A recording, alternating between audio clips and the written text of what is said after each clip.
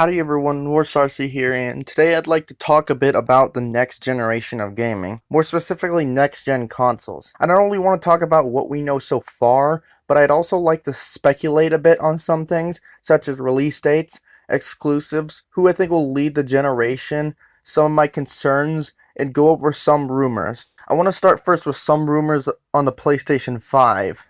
There have been rumors that it will support native 8K, but that's very doubtful. I mean, we're still at the age where a lot of people don't even do 4K, and the refresh of this generation hasn't been out for more than like around a year and a half or two, and they only do 4K. One of them only does actual 4K. The PS4 Pro only does dynamic. There's also been some PS5 VR rumors, which are very believable, as PSVR has been shown to be a success, and it isn't far-fetched that Sony would want to capitalize on the success of it by bringing it to the PS5.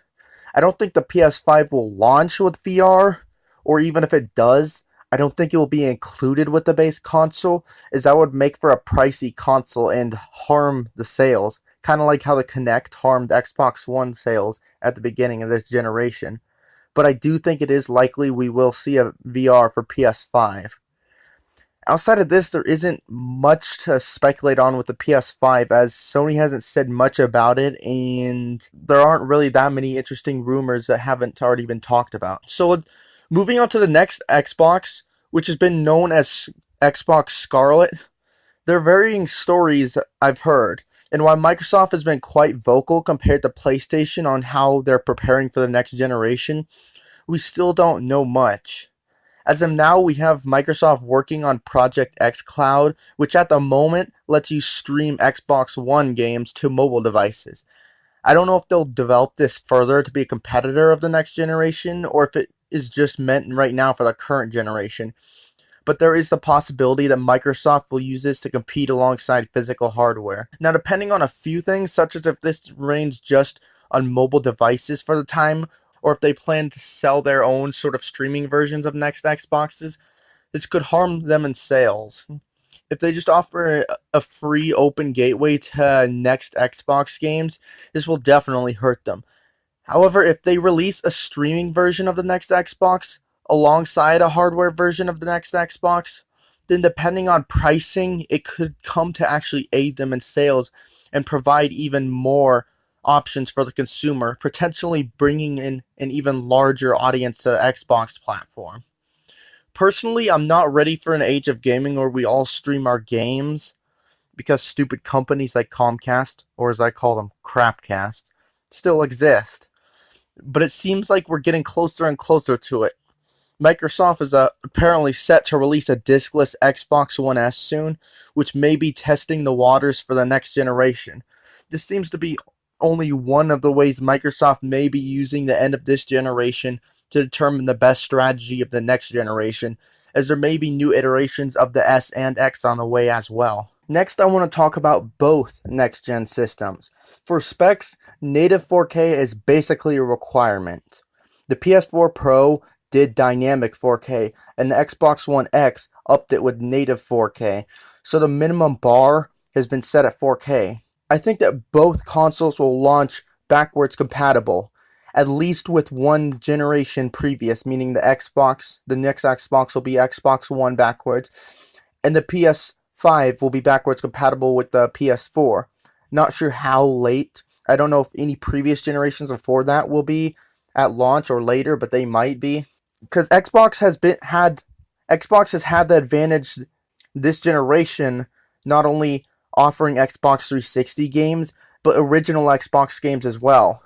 Now, I know it hasn't been native backwards compatibility, nor has it been perfect, as they've had to manually add games to the compatibility list over time, rather than them all being available from the start. But the list has only continued to grow each month, and it's better than PS4, which offers no backwards compatibility at all beyond some PS2 classics that are being resold. Sony this generation has remained arrogant, thinking that it was unnecessary, while Microsoft saw what gamers want and went for it. This is a mistake that I don't think Sony is going to make next generation, and I don't think Microsoft is going to stop with backwards compatibility next generation either. While we know more about Xbox going towards a streaming service, there's still the possibility that Sony is preparing to go down that route too. I would like to make quick mention of Nintendo, as despite never having been an actual part of the console race in the past, despite them still winning against the PS3 and Xbox 360, they're still relevant more now than ever with the Switch. The Switch is already out of its league against the two higher tiers of its competitors, the Xbox One X and the PS4 Pro, but right now, thankfully, it still has the base models to compete against, meaning that it can get decent third-party support and more multi-platform games. However, by the time the next generation hits, Nintendo will need to do something to stay within close range of Xbox and PlayStation specs, or else they may end up losing that support and a major selling point of the Switch: the same console games on the go. Now, if next gen does 4K as a bare minimum, which it will, as, like I said, the bar has been set, Nintendo needs to do something along the lines of a new Nintendo Switch or a Switch Pro, or some sort of upgrade that maintains the Switch relevancy, maybe putting it at the level of even just a little bit below the PS4 Pro, something like that. It's unfortunate that early adopters like myself would have to upgrade so soon, but it's a sad consequence of them having released the Switch so late in this generation due to the failure of the Wii U. A lot of people may be mad, especially if it goes the new Nintendo 3DS route, where there are games that only work on the new Nintendo Switch, but in the end, you can't entirely place the blame on Nintendo, as they couldn't have sailed the Wii U flag any longer and seen any kinds of success, so it was necessary for the Switch to come out when it did. It's an innovative hybrid console for its time, but Nintendo has set up a real challenge for them in the future that will need to be dealt with. I think the earliest we will see next gen systems released is this December.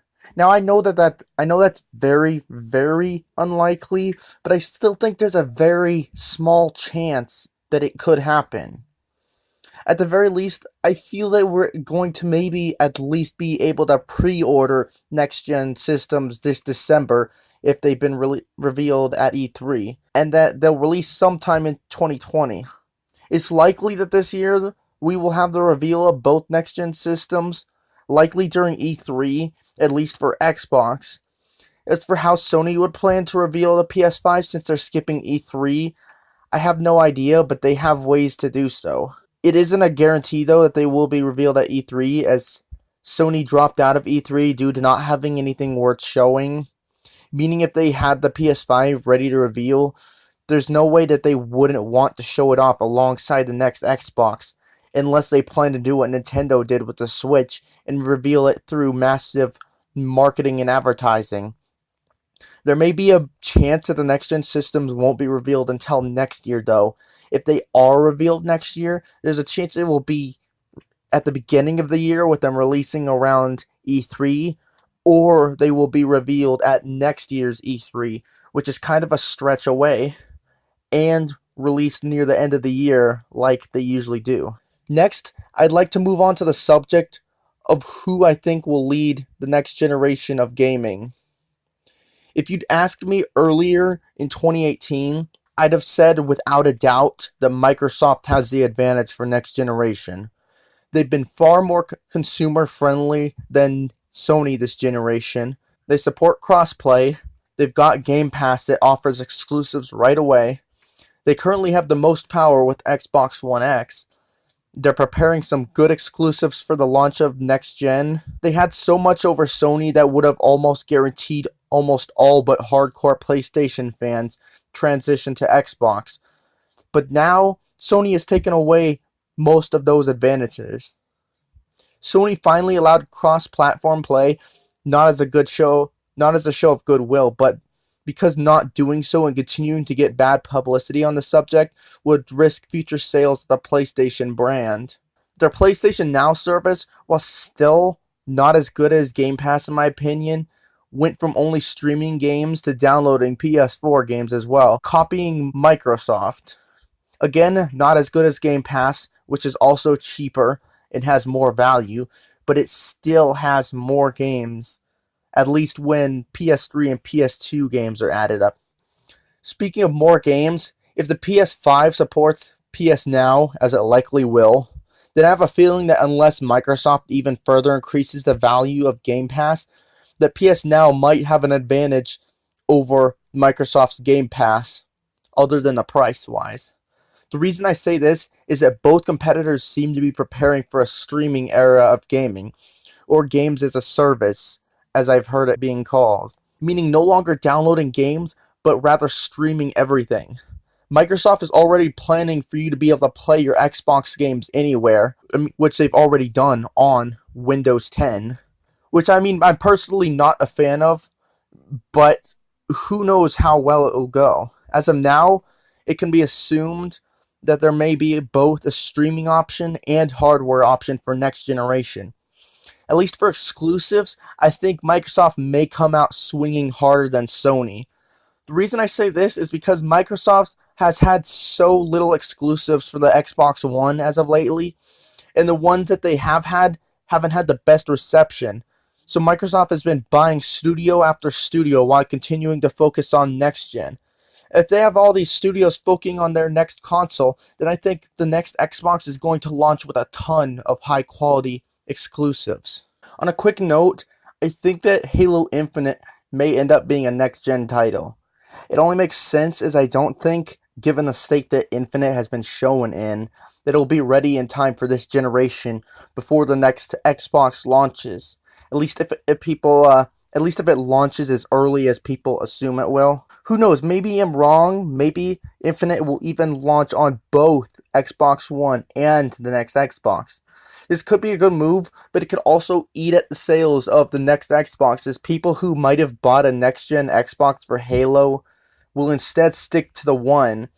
This is also forgetting about Xbox Play Anywhere, which will presumably have Halo Infinite seeing a PC release as well, unless Microsoft decides to scrap that for next-gen games, which I doubt they will do, but I personally think that they really need to do that. On another note of who might win, there is one thing that concerns me. Even if Xbox did still hold all the cards over PlayStation, there's this to think about. At the end of the Xbox 360 and PS3 days, both companies were basically tied. Considering it was basically a 50-50 player base split, assuming the Xbox One didn't screw up its launch so badly, it could have gone either way. Users would either migrate to the PS4 or the Xbox One based on their preference. However, since Microsoft screwed it up so badly, most people migrated to the PS4, and now we have such a massive gap between PS4 and Xbox One sales that even if Xbox does things better next generation, Microsoft is going to have to work hard to win over current users of the PlayStation platform who may just decide to stick with PlayStation no matter what. I certainly hope that Microsoft gets somewhat of a lead at least, as they've been learning from their mistakes and they're becoming more and more consumer friendly, while Sony has had a massive ego over themselves for years now, only starting to copy Microsoft with more values in a way to keep their image clean for the next generation in hopes to continue to lead against the competition. On a side note, some people have speculated that the Nintendo Switch lifetime sales may eventually pass the Xbox One lifetime sales, which I'm kind of on the fence about. Yes, the Xbox One is quite far behind the PS4, and yes, it hasn't exactly been selling well, especially when the best bundles Microsoft can seem to discount is a shitty Minecraft one, which is a stupid idea, bundling a game that you can literally play on a modded PSP. I would joke about it being playable on a toaster, but I'm trying to be more realistic here. Microsoft sales happen slow, while Sony just keeps selling and selling, especially when they know how to do deals such as their previous Black Friday bundle for only $200, including Spider-Man. And as for the Nintendo Switch, sales have only continued to grow, with Pokemon Let's Go releasing and then Smash Bros. Ultimate dropping, which is probably blowing up the Switch sales substantially. On the other hand, though, I don't think it will surpass the Xbox One, and if it does, it might take a while, eventually not mattering, as by that time, the next-gen consoles will be around the corner, or already at the door, and Nintendo Switch will be starting from competing with this generation to having to compete with the next generation. Based on what we know and what we can speculate, this next generation is going to be one hell of a fight between Sony and Microsoft. With Microsoft's determination, the next Xbox reveal is sure to be epic, and I'm sure the PS5 will be pretty damn big too. As for Nintendo, I'm not sure what they plan to do in order to keep the Switch competitive with the Xbox and PlayStation in order to maintain third-party support and multi-platform support. But I'm sure that with how successful the Switch has been, they don't want a repeat of the Wii U era, and they will figure something out. The one thing they definitely need to figure out, their online service, which is still behind the Xbox and PlayStation. Despite being cheaper, it's still far inferior. So how they plan on doing that, only time will tell, and hopefully time will tell that very soon. This is War Sarcy on the Game Clips channel, and I'm out.